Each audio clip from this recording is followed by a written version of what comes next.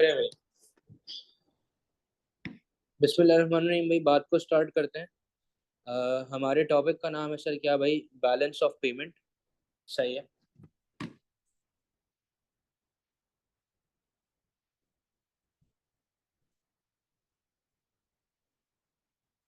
Sir. जब मैं balance of payment की बात कर रहा हूँ तो देखिए, एक चीज याद रखें कि कुछ कीवर्ड्स हैं जैसे कि इनफ्लो हो गया, और इसी तरीके से एक है आपके पास क्या, आउटफ्लोज। इनफ्लोज बोलो, आप उसको इनकम बोलो, आप उसको क्रेडिट बोलो या पॉजिटिव बोलो, ये एक ही बात। इसी तरीके से आउटफ्लोज हैं, आप इसे बोले भाई एक्सपेंडिचर, एक्सपेंस बोले, आप बोले कि बैलेंस ऑफ पेमेंट डेबिट हो चुका है, नेगेटिव बोले, ये सारी की सारी बात एक ही है। ठीक है। अब हमारे पास बैलेंस ऑफ पेमेंट की जब मैं बात करता हूं तो इसके कुछ हैं, तीन अकाउंट्स। सही है। एक है करंट अकाउंट, एक है सर आपका capital account,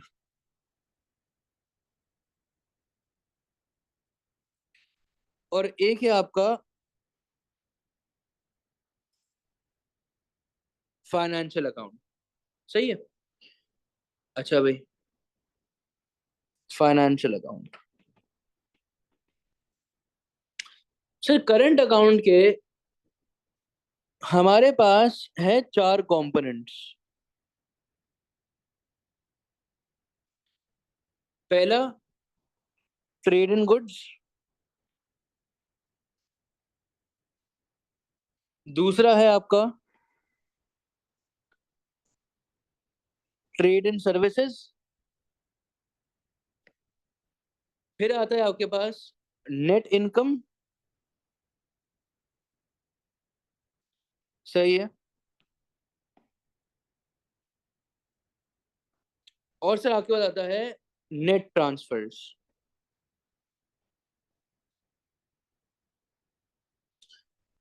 sir trade in goods के अंदर मेरे पास आता है विजिबल ट्रेड, क्योंकि ये ऐसे गुड्स हैं जिसको आप देख सकते हैं, राइट। ट्रेड इन सर्विसेज के अंदर हमारे पास आ गया इनविजिबल ट्रेड।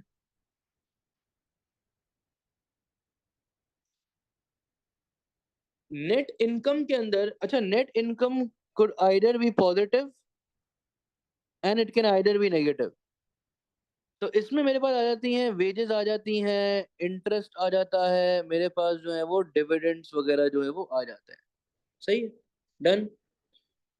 और सर जब मैं नेट ट्रांसफर की बात करता हूं तो ये यूजुअली ये होते हैं ads by the government.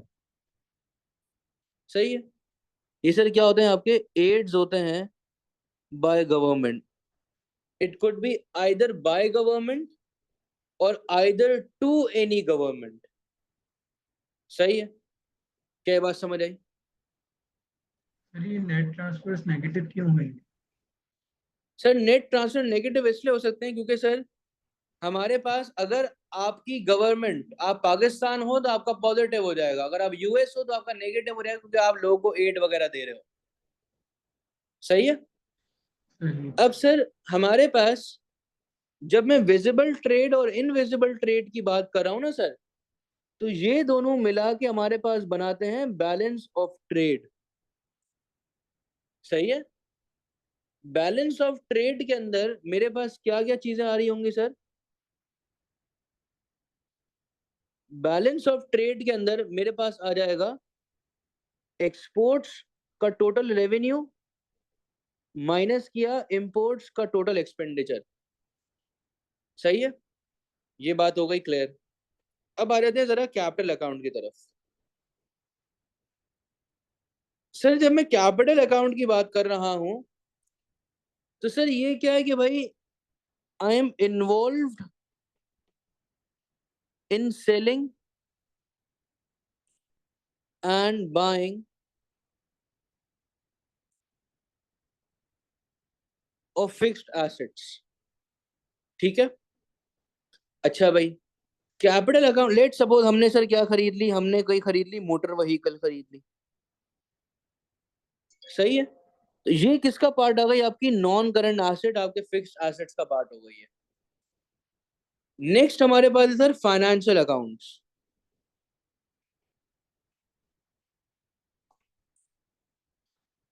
Financial account की जब मैं बात करूं तो सर ये होती है related to investment, investment related है ये। ठीक है।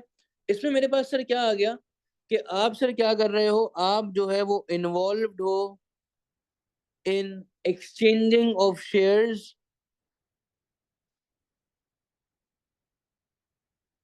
लोन, सही है, एंड आपके बॉन्ड्स। ठीक हो गई बात? सर ये आपने सारे, ये हमने जो है वो कंपोनेंट्स को अभी जो है वो देख लिया। अब हमारे पास कुछ पॉइंटर्स आते सर हैं एक जहन में क्वेश्चन कि है, बोलें। कैपिटल अकाउंट और ट्रेड इन गुड्स में क्या फर्क है? इसमें भी वो एसेट्स और उसमें भी हम एसेट्स तो ट्रेड कर रहे हैं गुड्स। सर कैपिटल अकाउंट के अंदर हमारे पास क्या हो रहा है कि मैं खरीद रहा हूं या बेच रहा हूं फिक्स्ड एसेट्स को। यहाँ मुझे रोटी लेनी है, मुझे वीट लेना है, मुझे चाय लेनी है, मुझे ये जो भी चीजें लेनी है वो सब यहाँ पे आएंगी ना सर। रोजमर्रा की चीजें जो भी है, कपड़े लेने हैं, कुछ भी लेना है। ठीक है सर, डन है। नहीं।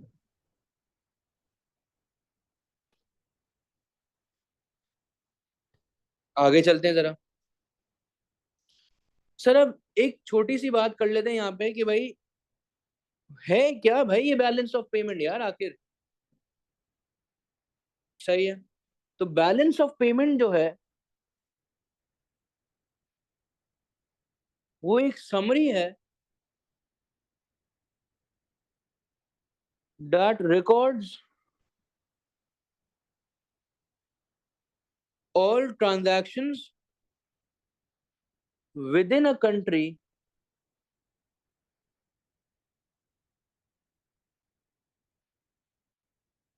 over a given period of time। सही है। बैलेंस पेमेंट क्या है sir? Summary of all transactions, सही है, with in a country over a given period of time. अब जरा आगे चलते हैं सर। रिसीट्स क्या कंसिडर होती हैं? ये जितनी भी चीजें हैं ये रिसीट्स में आ गई। और ये सर किसके अंदर आ गई? आपकी पेमेंट्स के अंदर आ गया। ठीक हो गया। अच्छा भाई, अब देखें आपका जो करंट अकाउंट है ना, इसमें से आपने देखा इसमें चार चीजें हैं, इसमें एक चीज है, इसमें एक चीज है। तो अगर मैं देखूं तो सबसे बड़ा पोर्शन जो है वो करंट अकाउंट का ही है। चलें सर, तो करंट अकाउंट जो है उसका सबसे बड़ा पोर्शन है। पहला पॉइंट यहाँ पे लिख देते हैं, करंट अकाउंट का सबसे बड़ा पोर्शन है, लार्जेस्ट पोर्शन, सही है, ऑफ बैलेंस ऑफ पेमेंट। सही है। करंट अकाउंट के अंदर सर क्या होती हैं आपकी जो है वो routine transactions are recorded, routine transactions, सही है, ऑफ अ कंट्री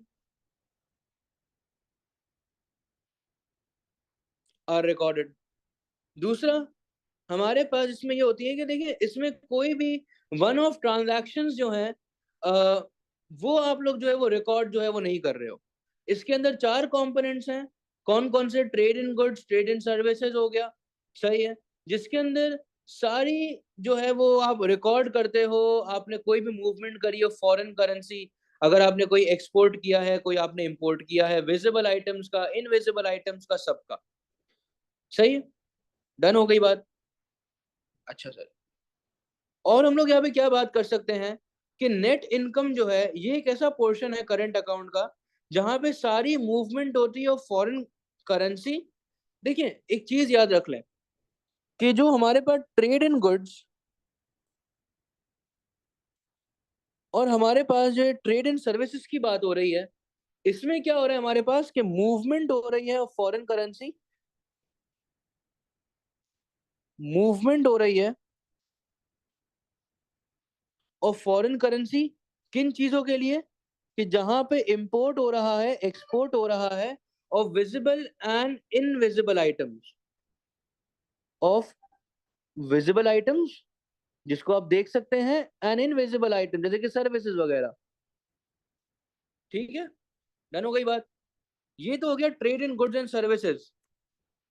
नेक्स्ट हमारे पास आता है नेट इनकम। जब मैं नेट इनकम की बात कर रहा हूं तो सर इसमें मेरे पास क्या आ गया कि ये पोर्शन जो है ना करंट अकाउंट का, ये रिकॉर्ड करता है क्या भाई, movement of foreign currency due to income paid and receive on investment. क्या सर, ये हमारे पास सर क्या रिकॉर्ड करता है भाई, records all movement of foreign currency. सही है, records all movement of foreign currency जिसमें इनकम पेड और इनकम रिसीव्ड ऑन इन्वेस्टमेंट। फिर आता है आपका नेट ट्रांसफर्स। जो ये पोर्शन है आपके करंट अकाउंट का, ये रिकॉर्ड करता है movement of funds for which no goods और सर्विसेज और वैल्यू इज मूव्ड। सही है। इसके अंदर सर क्या है हमारे पास, जो आपका आखिरी वाला है ना, नेट ट्रांसफर्स, इसके अंदर सिर्फ और सिर्फ गवर्नमेंट एड आएगी। सही है। इसके अंदर क्या आएंगे आपके, transfer payments to the government और बाय दी गवर्नमेंट। सही है, इन द फॉर्म ऑफ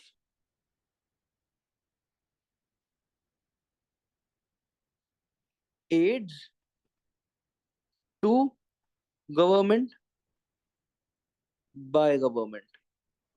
सही है। अच्छा सर, ये तो हो गया करंट अकाउंट को हमने वापस से देख लिया। करंट अकाउंट, अब कैपिटल अकाउंट क्या होता है, जिसमें आप एसेट्स का जो है वो आगे पीछे हो रहे हैं। सही है। फिर फाइनेंशियल अकाउंट है जिसके अंदर मूवमेंट ऑफ फॉरेन करेंसी हो रही है। अब देखें, एक बड़ा मसला यहाँ पे आ रहा है कि भाई कैपिटल अकाउंट का थोड़ा सा डिटेल में हम लोग इसको लिख लेते हैं कि sir this portion of balance of payment, this portion of balance of payment records movement due to buying and selling of fixed assets in another country. सही है।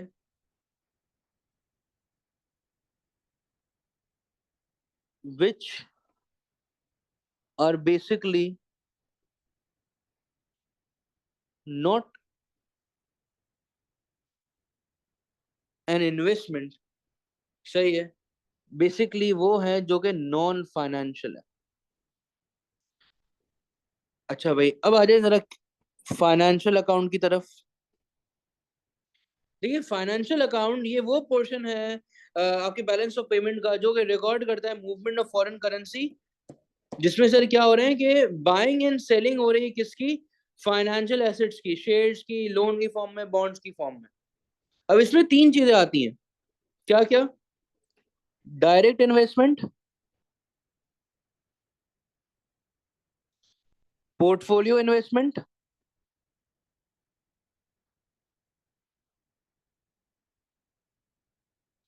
और तीसरी चीज आती है आपकी अदर इन्वेस्टमेंट्स। जब मैं डायरेक्ट इन्वेस्टमेंट्स की बात कर रहा हूं तो ये क्या हो रही है कि जब आप इन्वेस्ट कर रहे हो इन बिजनेसेस डायरेक्टली, आप क्या कर रहे हो, इन्वेस्ट कर रहे हो बिजनेसेस के अंदर डायरेक्टली। ये सर क्या हो रहा है, पोर्टफोलियो इन्वेस्टमेंट, क्या आप इन्वेस्ट कर रहे हो इन फॉर्म ऑफ शेयर्स। किसकी फॉर्म में कर रहे हो आप, शेयर्स की फॉर्म में। और अदर इन्वेस्टमेंट्स जो है, ये सर क्या है कि आप जो है वो इन्वेस्ट कर रहे हो बैंक्स में और बॉन्ड्स में। सही है। तो एक चीज हमेशा याद रखें कि हमारे पास होता पता है क्या है कि current account is equal to your capital and financial account, and हमारा balance of payment must be equal to zero. क्योंकि अगर ये जीरो नहीं है, नेगेटिव है, तो भी मसला, अगर ये पॉजिटिव है तो भी बड़े मसले चल रहे हैं। ठीक है सर, ओके हो गया। अच्छा भाई,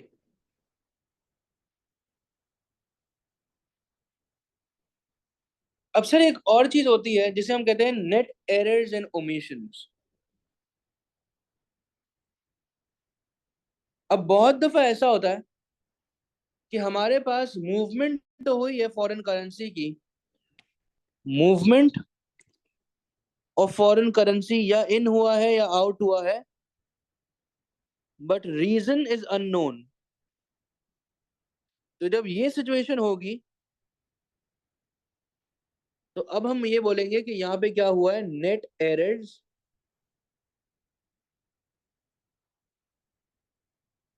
एंड ओमिशंस। सही है। रीजन नहीं पता, सही है, मूवमेंट हुई है फॉरेन करेंसी की बट रीजन अभी क्लियर नहीं है।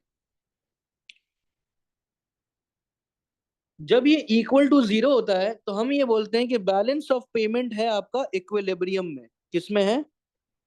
इक्विलिब्रियम पे। अब एक चीज है कि बैलेंस ऑफ पेमेंट डिसइक्विलिब्रियम का मतलब क्या है? बैलेंस ऑफ पेमेंट डिसइक्विलिब्रियम का मतलब यह है कि जब आपका बैलेंस ऑफ पेमेंट जो है, डिसइक्विलिब्रियम का मतलब यह है कि ये, भाई ऑब्वियसली बात है, बैलेंस नहीं है। मतलब यह है कि जब हमारे पास या तो करंट अकाउंट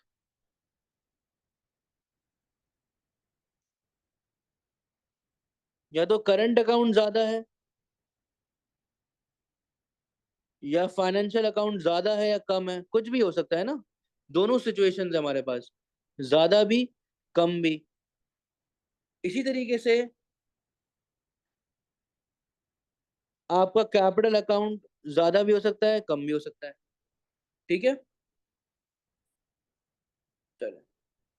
और यूजुअली जो बड़ा, जो गवर्नमेंट जिस पे ज्यादा टेंशन लेती है वो है आपको करंट अकाउंट। किस पे? करंट अकाउंट पे। सही है। यूजुअली गवर्नमेंट को कंसर्न जो है वो यहाँ पे जो है वो हो रहा होता है। ठीक, आगे चलते हैं जरा।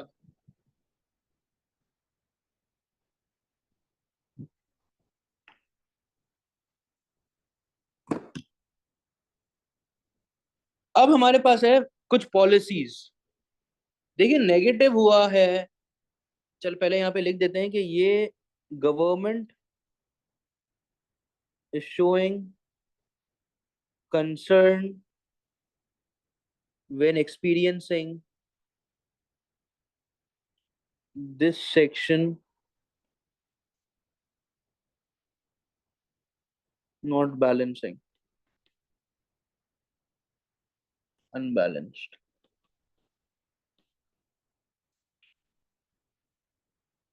अब देखिए बैलेंस ऑफ पेमेंट की मसला ये है कि भाई ये हो चुका है अब नेगेटिव। क्या हो चुका है? बैलेंस ऑफ पेमेंट क्या है भाई? नेगेटिव है। सही है। मतलब डेफिसिट है। ये है आपकी सिचुएशन। अभी हम लोग सिचुएशन क्रिएट कर रहे हैं यहाँ पे। Situation, balance of payment negative, मतलब डेफिसिट, मतलब आपका जो आउटफ्लोज हैं वो ज्यादा हैं और आपके जो इनफ्लोज हैं वो कम है। अब इस सिचुएशन को हमें क्या करना है भाई? सॉल्व करना है। और सॉल्व करके हमारा जो टारगेट है वो टारगेट ये है कि हमें अपने बैलेंस ऑफ पेमेंट को पॉजिटिव करना है, हमें उसको डेफिसिट से ले जाना है सरप्लस की तरफ, और हमें अपने इनफ्लोस को बढ़ाना है और आउटफ्लोस को क्या करना है, कम करना है। चलो अब इसको करने के लिए कुछ पॉलिसीज को हमें इस्तेमाल करना पड़ेगा। वो क्या पॉलिसीज है जरा देखते हैं, अब आ जाए।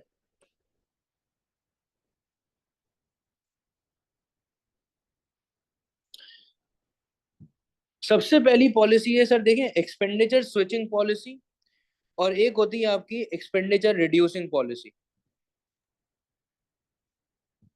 सर ये पहले कौन सी अभी हम लोग, पॉलिसी है? सर ये हमने मैं बता देता हूँ अभी आपको, एक मिनट दें जरा मुझे।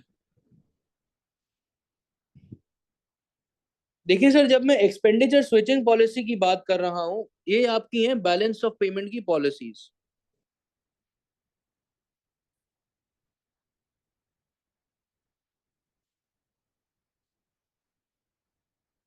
एक्सपेंडिचर स्विचिंग पॉलिसी, यहाँ पे हमारा जो मेन गेम होता है, हमारा जो एम होता है, वो सर ये होता है कि हमें स्विच करना है फ्रॉम इंपोर्टेड गुड्स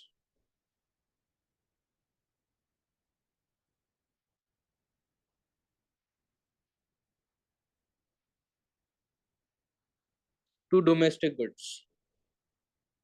हमें लोगों को बोलना है कि भाई आप स्विच करो from imported goods to domestic goods.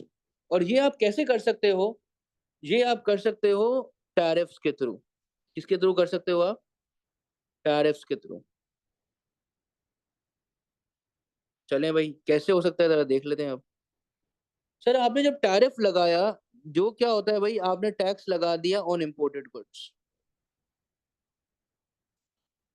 इससे हमारे पास क्या हो रहा है कि आपकी जो इंपोर्ट की जो प्राइसेस हैं वो सर क्या हो रही है, बढ़ रही हैं। जिसकी वजह से हमारे जो इंपोर्ट्स की जो क्वांटिटी है वो कम हो रही है, और हमारी जो इंपोर्ट्स की जो टोटल एक्सपेंडिचर है वो कम हो रहा है। बेटा देखें, कभी भी इंपोर्ट प्राइसेस बढ़ रही है ना, तो आपको दोनों चीजें लिखनी है। ये सिर्फ इंपोर्ट की क्वांटिटी कम करके नहीं लिख देना। सही है, जिससे हमारे पास ये हो रहा है कि अपना जो आउटफ्लो है वो सर क्या हो रहा है, कम हो रहा है। बट बेटा एक चीज याद रखें कि it all depends on price elasticity of demand. किस पे डिपेंड करता है सबका सब? आपकी जो है वो पीईडी पे जो है वो डिपेंड करता है। कि अगर आपकी पीईडी जो है यहाँ पे, अगर तो ग्रेटर देन 1 है, मतलब कि अगर आपकी जो पीईडी जो है वो अगर इलास्टिक हुई, तो सर ऑब्वियस सी बात है कि इंपोर्ट की प्राइसेस थोड़ी सी भी बड़ी हैं, तो इंपोर्ट की क्वांटिटी में बहुत बड़ा चेंज आ रहा होगा। सही है, जिससे आपके इंपोर्ट के जो टोटल एक्सपेंडिचर है उसमें भी बहुत ही बड़ा चेंज आ रहा होगा। सही है, तो इसकी वजह से आपकी जो आम आवाम है वो स्विच करेगी to domestically produce goods. Domestic goods की तरफ वो क्या कर रही होगी, स्विच कर रही होगी। सही है, जब डोमेस्टिक गुड्स की तरफ स्विच करा तो आपके पास क्या हुआ, इन गुड्स की जो कंजम्पशन है वो सर क्या हो गई, आपकी बढ़ चुकी है। जिससे क्या हुआ कि हमारी एग्रीगेट डिमांड है वो क्या हो चुका है, बढ़ चुका है। सही है, डन। अच्छा सर, अब लेट सपोज कि होता ये कि आपकी जो पीईडी है वो होती लेस देन 1, मतलब कि आपकी जो पीईडी है वो होती इलास्टिक। तो अब इस सिचुएशन में होगा ये कि सर इंपोर्ट की प्राइसेस जो है वो बहुत ज्यादा से बढ़ भी जाए अगर, तो एक मिनट, इंपोर्ट की प्राइसेस बहुत ज्यादा से अगर बढ़ भी जाएं, तो आपकी जो इंपोर्ट की क्वांटिटी है उसमें बहुत ही मिनिमल सा चेंज आ रहा होगा। जिसकी वजह से इंपोर्ट की जो टोटल एक्सपेंडिचर है उसमें बहुत ज्यादा चेंज आ रहा है, बहुत ज्यादा जो है वो खर्चा हो रहा है। पर एक चीज याद रखें, जब आप ज्यादा खर्चा कर रहे हैं, लेट सपोज ये एक नेसेसिटी गुड है, तो आपका जो गवर्नमेंट है उनका टैक्स रेवेन्यू जो है वो भी जनरेट हो रहा है। सही है, और जिसकी वजह से हमारे पास सर क्या हो रहा है कि गवर्नमेंट उस टैक्स रेवेन्यू की वजह से गवर्नमेंट का जो बजट है वो सर बढ़ रहा है। बट देखिए, अगर आप कोई नेसेसिटी गुड्स को जो है वो इंपोर्ट कर रहे हैं, सही है, तो ऑब्वियस सी बात है कि सर हमारे पास क्या हो सकती है, हम एक्सपीरियंस कर सकते हैं या आप रिलाय कर रहे हैं कोई ऐसे स्पेसिफिक रॉ मटेरियल पे, तो इम्पोर्टेड इन्फ्लेशन जो है वो आपका बढ़ सकता है। सही है। तो अब हमारे पास जो है वो दो इफेक्ट्स जो है वो क्रिएट होंगे कि देखें, अगर मैं शॉर्ट टर्म की बात करता हूं, अगर मैं किसकी बात कर रहा हूं, शॉर्ट टर्म की बात कर रहा हूं, तो कहानी जो है वो अलग होगी। क्या होगी जरा देख लेते हैं।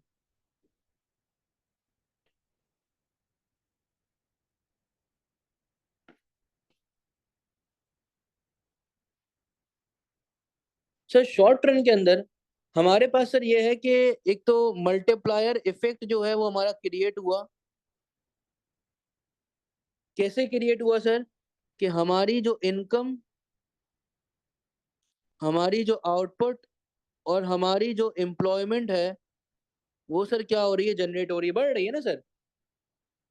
लॉन्ग रन में एक मसला हो रहा है, वो ये है कि सर हम लोग एक्सपीरियंस कर रहे हैं हाइपर इन्फ्लेशन। क्या एक्सपीरियंस कर रहे हैं हम लोग? Hyper inflation. हमारी जो प्राइसेस हैं वो बढ़ रही हैं, सही है, जिसकी वजह से हमारे पास इम्पैक्ट आ रहा है नेगेटिव सा, किसके ऊपर? हमारी रियल इनकम के ऊपर। ठीक है। तो सर जब आप अपने आंसर को लिखें तो एक ये बात है कि this policy is only successful अगर गुड्स की डिमांड इलास्टिक। सही है। Only successful if demand for goods elastic, else नहीं। ठीक हो गया। अब देखिए, एक ग्राफिकल रिप्रेजेंटेशन सिर्फ आप लोग को जो है वो बनानी है। आपको कॉन्सेप्ट भी अगर पता हो तो बहुत है इसका। ये आ गई सर आपकी डोमेस्टिक डिमांड आ गया, ये आ गया आपका डोमेस्टिक सप्लाई। सही है। सर हमारे पास कुछ भी नहीं है, ये क्या है, हमारी वर्ल्ड सप्लाई। वर्ल्ड सप्लाई, हम ये बात कर सकते हैं कि ये हमारे पास है वर्ल्ड प्राइस। दुनिया के अंदर ये प्राइसेस जो है वो चार्ज हो रही हैं फॉर अ स्पेसिफिक गुड। ठीक है। मतलब ये है कि इस पॉइंट पे हमारा जो डोमेस्टिक प्रोड्यूसर है, क्योंकि बाहर की जो गुड्स जो है वो ज्यादा कंपेरेटिव है, तो इस प्राइस रेंज पे जो डब्ल्यूपी है, इस पे ये हो रहा है कि हमारा जो डोमेस्टिक प्रोड्यूसर है वो इतना सप्लाई कर रहा है, but consumer at this price is able to, और at this price consumer wants to buy इतने गुड्स, इतना डिमांड कर रहा है। सही है। मतलब अगर मैं देखूं तो ये क्यू एस जो है और ये क्यू डी जो है, क्यू एस हम लोग बात कर रहे हैं कि ये आपके डोमेस्टिक प्रोड्यूसर की क्या है, सप्लाई है। और क्यू डी जो है ये है आपके लोकल कंज्यूमर की है ये डिमांड। सही है। अब होगा पता है क्या, कि हमारे पास अब आपकी जो डोमेस्टिक प्रोड्यूसर है वो तो यहाँ तक दे रहा है, आपकी डिमांड जो है वो यहाँ तक है, तो फिर क्यू एस से लेके क्यू डी का जो डिफरेंस है, इसे हम कहते हैं कि ये है मेरा इंपोर्टेड गुड्स। क्या है बेटा? Imported goods. मैंने इंपोर्ट करना स्टार्ट कर दिया, अब गवर्नमेंट आ गई टेंशन में भाई कि आवाम तो रुक ही नहीं रही है, तो गवर्नमेंट ने लगा दिया यहाँ पे टैरिफ। क्या लगा दिया? टैरिफ लगा दिया। तो वर्ल्ड प्राइस प्लस टी, मतलब वर्ल्ड प्राइस प्लस आपने लगा दिया टैरिफ। जब आपने वर्ल्ड प्राइस प्लस टैरिफ लगा दिया, तो अब सर क्या हो रहा है कि अब आपका domestic producer is able to supply more Q S one पे। पर इस पॉइंट पे क्योंकि प्राइस बढ़ गई है, तो आपका जो है वो क्वांटिटी डिमांड जो है वो यहाँ पे आ गई है। ठीक है। क्यू डी वन हो गया।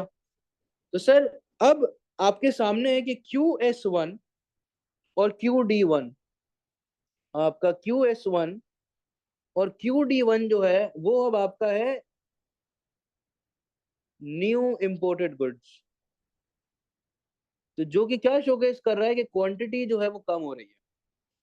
ठीक है, तो अब इससे आप ये बात कर सकते हैं कि कुछ अवाम जो है, ये वाला जो ट्राइंगल है, ये अवाम तो गुड्स खरीद ही नहीं पाई। तो मतलब टैरिफ के लगने से आपके जो है वो सोशल वेलफेयर लॉस जो है वो हम एक्सपीरियंस कर रहे हैं। पर इतना आपको डिटेल में नहीं जाना है अभी। सही है, अब यहाँ तक लिखे हैं बहुत है। आगे चलते हैं जरा। कि सोशल वेलफेयर लॉस जो है वो हो रहा होगा। दूसरा, हमारे पास जो है वो गवर्नमेंट का टैक्स रेवेन्यू भी जो है वो जनरेट हो रहा है। मतलब जो ये वाला जो एरिया है ना, आप भाई बता सकते हैं कि जो ये पूरा एरिया है, दिस इज बेसिकली गवर्नमेंट का टैक्स रेवेन्यू। और फिर क्या सिचुएशन है अगर इलास्टिक है, क्या सिचुएशन है अगर इन इलास्टिक है। ठीक है, चलो अब बात को जरा हम आगे स्टार्ट करते हैं। एक और काम जो है वो हो सकता है, ये जो एक्सपेंडिचर स्विचिंग पॉलिसी के अंदर ही है कि आपने लोगों को क्या करा कि भाई स्विच करवा दिया डोमेस्टिक कंजम्पशन की तरफ। एक काम करो, आप क्या करो, डी वैल्यू कर दो, क्योंकि आप करेंसी को डी वैल्यू कर सकते हो, या कुछ ऐसे मेजर्स लो। सही है, कुछ ऐसी करेंसी का डिमांड सप्लाई का गेम खेलो कि करेंसी डेप्रिशिएट हो जाए। सही है, ओके हो गया। अच्छा सर, अब सर हमारे पास ये है कि fall in the value of currency. सही है, अब जब डीवैल्यूएशन हो रही है या डेप्रिसिएशन हो रही है, तो आपकी करेंसी की वैल्यू सर क्या हो गई है, कम हो चुकी है सर। तो यहाँ पे दो इम्पैक्ट जो है वो क्रिएट हो रहे होंगे। क्या क्या, देख लेते हैं भाई जरा। पहला इम्पैक्ट तो ये है कि सर अपनी जो इंपोर्ट की प्राइसेस है वो बढ़ गई यार। सही है, इस वजह से अपन की जो इंपोर्ट की जो क्वांटिटी है ना वो सर क्या हो गई, आपकी कम हो गई है। सही है, और आपके इंपोर्ट के टोटल एक्सपेंडिचर में हमें नहीं पता कितना इम्पैक्ट आएगा, क्योंकि it all depends on the price elasticity of demand. सही है, तो सर अब हम पूरी यही जो है वो बात यहाँ पे जो है वो करेंगे। सही है, कि अगर तो पीडी हमारा इलास्टिक होगा, तो फिर क्या हो सकता है, हमारे पास टोटल एक्सपेंडिचर में जो है वो कितना खर्चा जो है वो हो सकता है। ठीक है,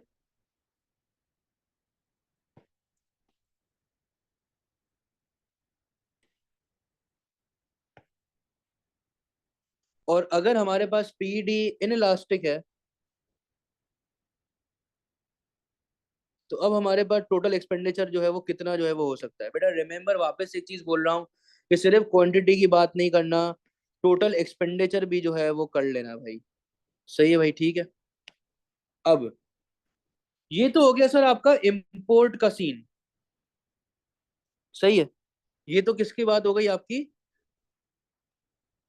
इंपोर्ट्स का इफेक्ट हो गया। डन। अब अगर ये है कि हमारे पास एक्सपोर्ट्स पे क्या होगा, तो ये भी देख लेते हैं। कि देखो, अगर आपने अपनी करेंसी की वैल्यू को कम कर दिया, तो अब आपकी, अगर तो एक्सपोर्ट्स क्या है जिनकी पीईडी है ग्रेटर देन 1, अगर तो वो है इलास्टिक, तो अगर हमारे एक्सपोर्ट के प्राइसेस जो हैं, ऑब्वियस सी बात है सर वो कम हो जाएंगे, क्योंकि बाहर वाले गुड, लोगों को गुड अपना सस्ता लगेगा। तो क्योंकि इलास्टिक है, तो प्राइस में थोड़ा सा भी चेंज आएगा तो एक्सपोर्ट की जो क्वांटिटी है उसमें बड़ा चेंज आ रहा होगा, जिसकी वजह से हमारे जो एक्सपोर्ट का जो टोटल रेवेन्यू है उसमें बड़ा चेंज आ रहा होगा। आई बात समझ।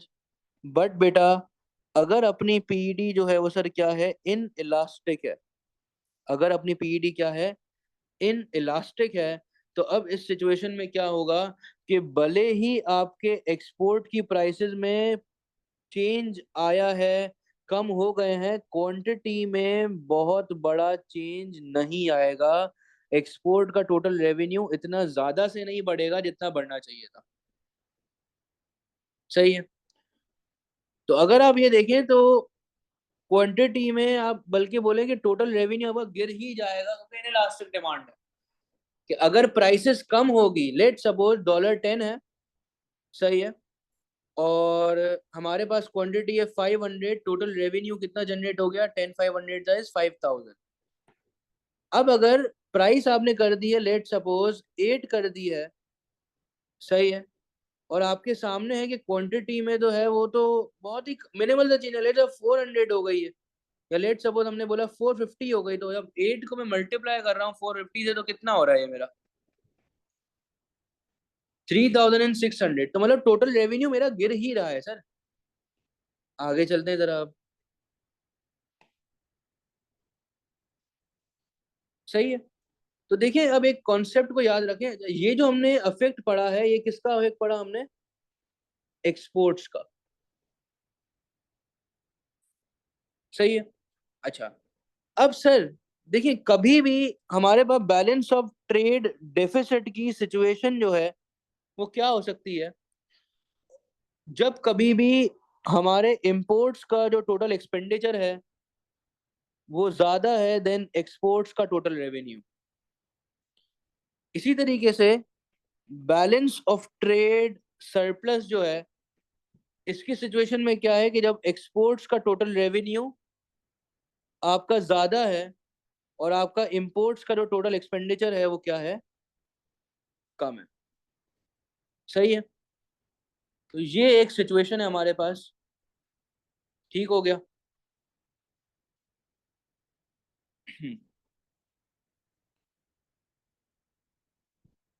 सर अब इसके बाद हम लोग बात ये करेंगे कि देखें, ये जो एक्सपेंडिचर स्विचिंग पॉलिसी है, ये जब ही इफेक्टिव है, सही है, जब हमने देखा कि इलास्टिक डिमांड है गुड्स की। मेन टूल क्या है एक्सपेंडिचर स्विचिंग पॉलिसी के अंदर, कि आप लोगों को स्विच करवा रहे हैं from domestic goods to imported goods, from imported goods to domestic goods. सही है। और आप जो है वो डेप्रिसिएशन या डीवैल्यूएशन कर रहे हैं कि लोग जो है वो अब हमारे एक्सपोर्ट्स भी जो है वो बढ़ना स्टार्ट कर दें। सही है। आपने मैक्रो इकोनॉमिक ऑब्जेक्टिव्स भी जो है वो अचीव करें, बट कुछ कॉन्फ्लिक्ट्स जो है अब एक्सपीरियंस आप कर सकते हैं। तो अब आ जाती है बात कि कॉन्फ्लिक्ट्स मेरे ऑफ बैलेंस क्वेश्चन ऑफ, है। एक मिनट भाई, conflicts of balance of payment stability with government macro economic objectives. बोले सर। ये आपने पॉलिसी का नाम क्या बताया था? एक्सपेंडिचर स्विचिंग पॉलिसी, ये वही पॉलिसी है सर, कि कोई ऐसा कोई खास नहीं है इसमें, हमने पढ़ी भी है क्लास में कि प्रोटेक्शनलिस्ट पॉलिसीज लग रही है कुछ उसमें, मतलब आप क्या टैरिफ कर और रहे हैं भाई, टैरिफ्स लगा रहे हैं बेसिकली, आप अपनी करेंसी को डी वैल्यू कर रहे हैं, डेप्रिशिएट जो है वो कर रहे हैं। इसमें सही। कोटा और एम्बार्गो ये चीज आती नहीं आती? जी। कोटा भी इसमें आता होगा ना? सर कोटा नहीं आ रहा, क्योंकि हम लोग क्या कर रहे हैं भाई, हम लोग को सिर्फ टैरिफ्स से हम लोग क्या कर रहे हैं भाई, इंपोर्टेड गुड्स को जो है वो रोक रहे हैं। सही है।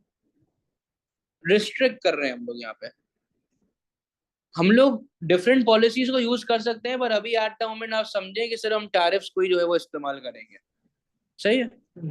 आ जाए सर, हमारे पास अब आ गया कोई मसला, हो गया बहुत बड़ा भाई, ये कॉन्फ्लिक्ट्स आ गए भाई अब, कि बैलेंस जब स्टेबल करने गए तो हुआ ये कि हमारी डोमेस्टिक कंजम्पशन जो है वो बढ़ गई, हमारी डोमेस्टिक कंजम्पशन जो है वो इंक्रीज हो गई। और जब डोमेस्टिक कंजम्पशन इंक्रीज हुई तो इससे ये हुआ कि हमारी एग्रीगेट डिमांड जो है वो बढ़ गई, जिससे हमारे पास सर क्या हुआ कि अगर हमारी रिसोर्सेज अगर हमारी रिसोर्सेज फिक्स्ड हैं, तो इसकी वजह से हम एक्सपीरियंस कर सकते हैं डिमांड पुल इन्फ्लेशन को। किसको एक्सपीरियंस कर सकते हैं, डिमांड पुल इन्फ्लेशन को। ये रिसोर्सेज हो चुकी हैं अब एकदम फिक्स्ड। ठीक है। चलें। तो सर अब यहाँ पे एक बच्चा जो कर्व बना सकता है वो कौन सा बना सकता है, 1 मिनट में यहाँ पे जरा दिखा देता हूँ आप लोगों को।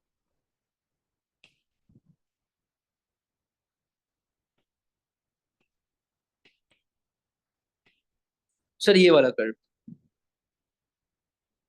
सही है। कि हमारे पास सर क्या हो रहा है कि रिसोर्सेज जैसे ही एग्जॉस्ट हुई तो आपकी प्राइस लेवल्स जो है वो बढ़ने जो है वो लग गई। ठीक है,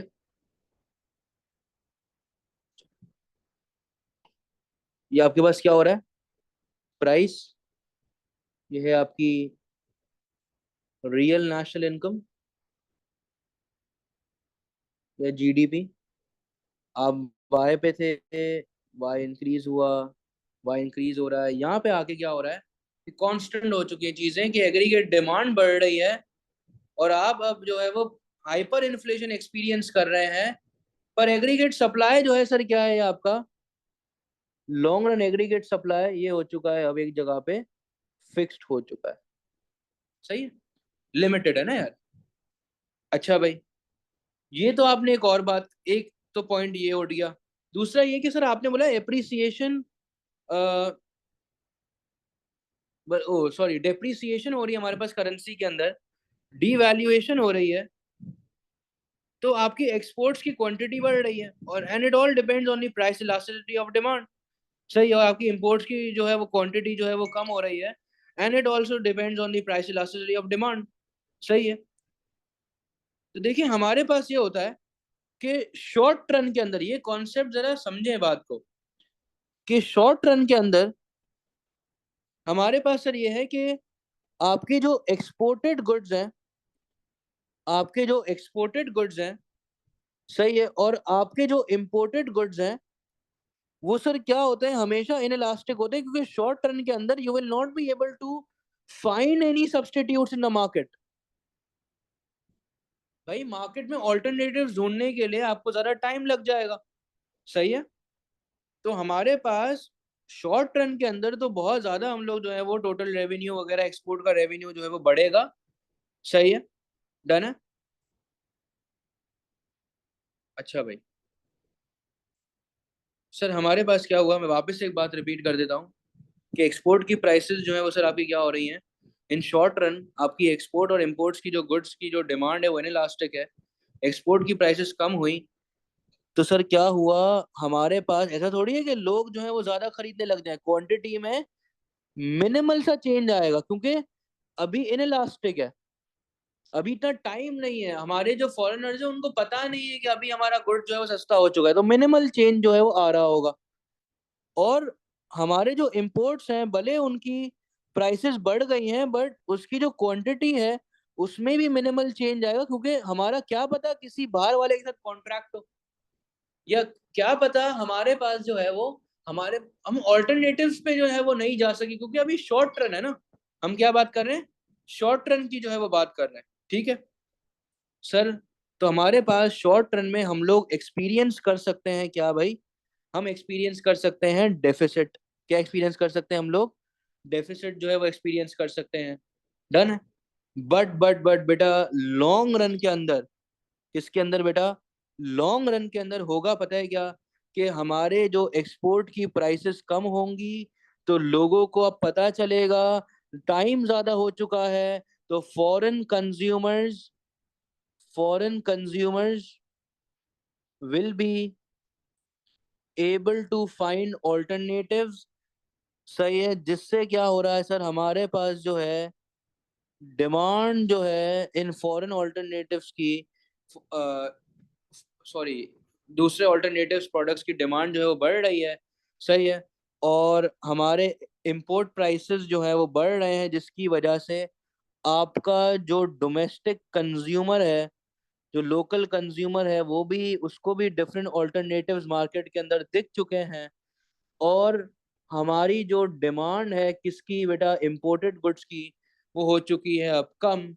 सही है, जिससे हमारे पास सर क्या होगा, कि ट्रेड सरप्लस जो है वो आप लोग एक्सपीरियंस जो है वो कर रहे होंगे।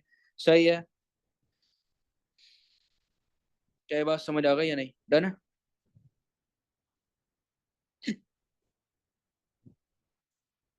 तो देखें क्या हुआ, कि शॉर्ट रन के अंदर हमारे पास क्या हुआ इफेक्ट, और लॉन्ग रन के अंदर हमारे पास जो है वो इफेक्ट क्या हुआ। अब जरा आगे चलते हैं। बल यहाँ तक अगर देख लें, किसी को कोई मसला है तो जरा पूछ ले यार।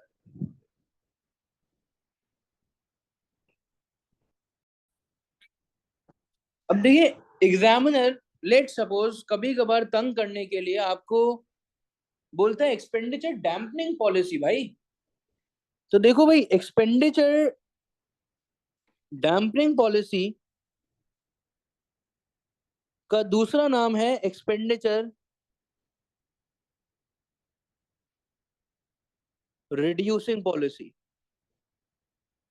एक्सपेंडिचर डैम्पनिंग पॉलिसी का जो दूसरा नाम है वो क्या है आपका? Expenditure reducing policy. अब वो पता है क्या रहा है हमारे पास के, देखें हमारा जो मेन टारगेट है वो क्या है, जरा उसको भी देख लेते हैं। मेन टारगेट क्या था? To reduce consumption of imported goods. To reduce consumption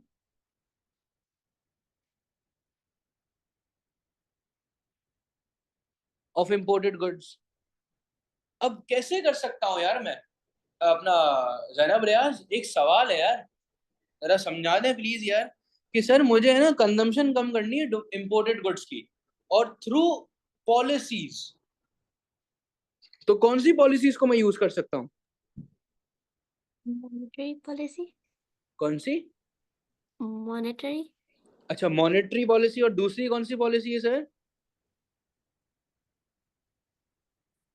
आपको क्या चीज कम करनी है? सर हमें इंपोर्टेड गुड्स पे कंजम्पशन कम करनी है।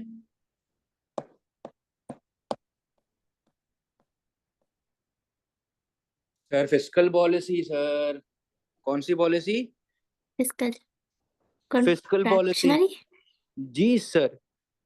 ठीक है, तो फिस्कल पॉलिसी के अंदर आप कौन सी पॉलिसी की बात कर रहे हैं? कॉन्ट्रैक्शनरी फिस्कल पॉलिसी की बात करेंगे, कि जिसमें आप सर क्या करेंगे, अपने टैक्सेशन को जो है वो बढ़ा देंगे। जब टैक्सेशन को बढ़ा दिया तो इसकी वजह से आपका जो है वो टैक्स रेवेन्यू जो है वो ज्यादा जनरेट हो रहा है सर, जिसकी वजह से आपकी जो डिस्पोजेबल इनकम है वो सर क्या हो रही है? कम जो है वो हो रही है। ठीक है, जिसकी वजह से हमारे पास कंजम्पशन कम हो रही है। तो देखिए, दो हमने एक तो ये बात तो हर बच्चा लिख लेता है। दूसरी बात जो मैं नहीं देखता हूँ आंसर्स में वो ये कि भाई government spending, sir government spending कम हो रही है ना। मतलब ये है कि इंफ्रास्ट्रक्चर पे जो खर्चा हो रहा है, जो रोड वगैरह बन रहे हैं वो अब नहीं बन रहे इतने। हमारे पास जो रोड वगैरह के लिए लोगों को हायर किया जा रहा था वो अब इतना नहीं हो रहा है। तो लोगों के पास सर क्या है कि जॉब्स और इनकम लेवल जो है वो लोगों की क्या है सर? कम है, क्योंकि लोगों को अनएम्प्लॉयमेंट बेनिफिट जो है वो नहीं मिल रहे। Government is not spending on infrastructure, nor the government is giving any sort of unemployment benefits in the market and in economy to your consumers. सही है, टू द इंडिविजुअल्स। तो हमारे पास सर क्या हो रहा है, इन दोनों की वजह से अपनी जो कंजम्पशन है वो सर क्या हो रही है सर? कम हो रही है। ठीक है, और कंजम्पशन कम हो रही है तो कंजम्पशन ऐसा थोड़ी है कि कोई इस एक गुड पे कम हो रही है। कंजम्पशन कम होती है दो टाइप ऑफ गुड्स पे। सही है सर, कौन कौन से गुड्स पे? एक होता है सर अपना डोमेस्टिक गुड्स, और एक होता है सर अपना कौन सा गुड बेटा? Imported good. एक हो गया आपका डोमेस्टिक गुड, और एक हो गया सर आपका इंपोर्टेड गुड्स। ठीक है, तो डोमेस्टिक गुड्स पे हमारे पास जो है वो कंजम्पशन कम हो रही है, हमारी एग्रीगेट डिमांड जो है वो कम हो रही है। Consumption is component of aggregate demand. और सर हमारी इंपोर्टेड गुड्स से भी जो है वो कंजम्पशन कम हो रही है, जिसकी वजह से हमारा जो आउटफ्लोज हैं वो सर क्या हो रहे हैं? कम हो रहे हैं। सर क्या हुआ कि सर जब अपनी एग्रीगेट डिमांड कम हुई, क्या कम हुई बेटा? जब अपनी एग्रीगेट डिमांड कम हुई तो हमारी जो प्राइस लेवल्स हैं वो भी सर क्या हो जाएंगी? कम हो जाएंगी या नहीं होंगी? तो सर क्या हम लोग एक्सपीरियंस करेंगे यहाँ पे प्राइस स्टेबिलिटी को? यस और नो? ठीक है, तो सर हमारे पास सर क्या हो गया? बस एक मसला हो गया सर, कि जब डोमेस्टिक गुड्स की कंजम्पशन जो है वो कम हो रही है तो इसकी वजह से सर अनएम्प्लॉयमेंट जो है वो बढ़ जाएगी। हमारा इकोनॉमिक ग्रोथ जो है वो नेगेटिव में चले जाएगा। सही है, डन है। और सर इंपोर्टेड गुड्स पे खर्चा नहीं करूंगा तो सर क्या होगा कि हमारे पास जो है वो बैलेंस ऑफ ट्रेड जो है उसका जो डेफिसिट है वो सर क्या हो जाएगा, रिड्यूस हो जाएगा। क्या हो जाएगा, रिड्यूस हो जाएगा। ये तो हमने कर ली एक बात, सही है सर। आपके सामने है कि सर हम इसको फर्दर एलैबोरेट करेंगे थ्रू अ डायग्राम। सर ये है मेरे पास price levels, and sir this is my real national income और GDP, aggregate demand, aggregate supply. Sir this was your price level and the income. Sir, what happened due to contractionary policy? There is fall in your aggregate demand, which will be creating fall in the price levels. सही है। तो sir हमारे पास देखें यहाँ पे क्या हो रहा है कि जैसे ही प्राइस लेवल्स कम हुए तो दिस इज शोकेसिंग कि हमारी जो अनएम्प्लॉयमेंट, हमारी जो रियल नेशनल इनकम है, वो दोनों चीजें हम लोग यहाँ पे भी जो है वो देख रहे हैं। क्योंकि सर क्या हो रहा है, वाई से वाई वन पे जा रहे हो ना सर आप, वाई से वाई वन पे मतलब कम हो रहा है ये। ठीक है, डन है सर। ये आपने बात कर ली, अब हम बताए क्या बात करेंगे कि सर लगाओ ना आप मॉनेटरी पॉलिसी। फिस्कल पॉलिसी की बात हो गई ना, अब लगा नहीं जरा आप मॉनेटरी पॉलिसी। आ जाए जरा सर। तो जब हमने मॉनेटरी पॉलिसी लगाई तो सर मॉनेटरी पॉलिसी से सर हमारे पास क्या होगा कि वही बात, मनी सप्लाई कम है, इंटरेस्ट रेट ज़्यादा है, सेव जो है वो लोग जो है वो अब ज़्यादा करेंगे। सही है, सेव ज़्यादा करेंगे, स्पेंडिंग जो है वो अब कम कर रहे होंगे। सही है, कंजम्पशन कम होगी, दोनों में, डोमेस्टिक गुड्स पे भी और आपके जो है वो इम्पोर्टेड गुड्स पे भी। तो मॉनेटरी पॉलिसी आपने लगाई,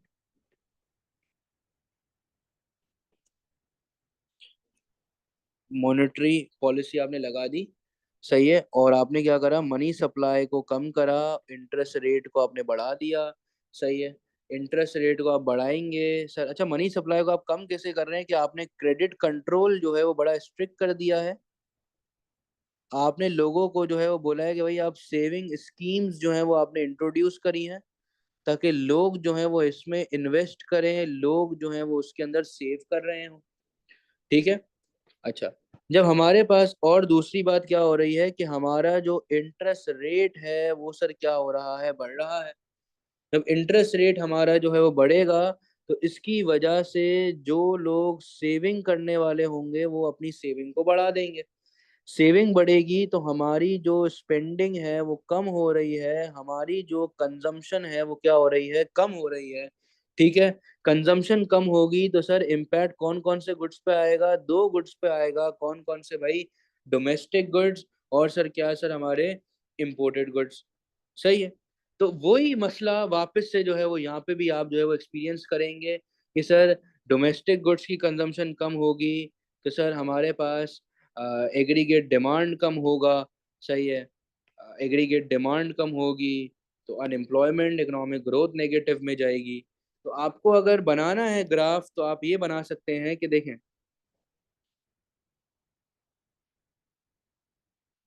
ये मेरे पास आ चुका है इंटरेस्ट रेट। सही है, और ये मेरे पास आ चुका है क्वांटिटी फॉर मनी। सही है सर, मनी सप्लाई है।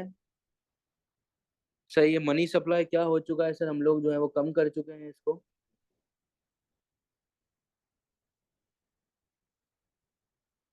ठीक है, ये मेरे पास क्या है, मनी डिमांड। सही है, आप इसको एग्रीगेट डिमांड अगर आपको, देखिए एक वही है चीज कि ये हमारा इंटरेस्ट रेट पहले इतना था। सही है, और ये मेरी क्वांटिटी थी, अब इंटरेस्ट रेट क्या हो चुका है, बढ़ चुका है। तो अब आपके सामने है कि पैसे की क्वांटिटी भी जो है वो कम हो चुकी है। ठीक है, ओके हो गया। तो सर एक तो अभी मॉनेटरी पॉलिसी का कॉन्सेप्ट हो गया। दूसरा हम क्या कर सकते हैं, अपनी करेंसी को कर दो एप्रिशिएट। क्या कर दो, अपनी करेंसी को कर दो एप्रिशिएट। एप्रिशिएट कर दोगे या अपनी करेंसी को आप रीवैल्यूएशन की तरफ ले जाओगे, तब होगा पता है क्या, कि हमारे पास जो है वो एक्सपोर्ट की जो प्राइसेस हैं अगर वो बढ़ेंगी तो एक्सपोर्ट की जो क्वांटिटी है वो सर क्या हो जाएगी, कम हो जाएगी।